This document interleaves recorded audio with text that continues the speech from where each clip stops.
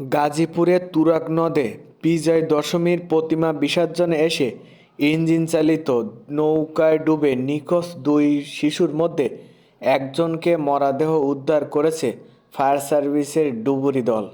শুক্রবার 3 আগস্ট সকাল 9:30টার দিকে উপজেলার চাপাই সেতুর পাশ থেকে তার মরদেহটি উদ্ধার করা হয়। এই ঘটনায় মণি দাস নামের এক শিশু নিখোঁজ রয়েছে। বৃহস্পতিবার 2 আগস্ট বিকালে বিজয় দশমীর প্রতিমা বিসর্জন দিতে পরিবারসহ একটি ইঞ্জিন চালিত নৌকায় ওঠেন তারা। নৌকাতে মোট 18 জন যাত্রী ছিলেন। ঘাটের দিকে যাওয়ার সময় আরেকটি নৌকার সঙ্গে সংঘর্ষ হলে নৌকাটি উল্টে যায়। নৌকায় থাকা অন্যরা কেউ কেউ তীরে উঠতে সক্ষম হন, আবার কেউ পাশের একটি নৌকাতে উঠে প্রাণ রক্ষা পান। তবে দক্ষিণ হিজরতলী এলাকায় স্বপন সরকারের মেয়ে রানী দাস ও তপন দাসের ছেলে মণি দাস পানির তলিয়ে যান।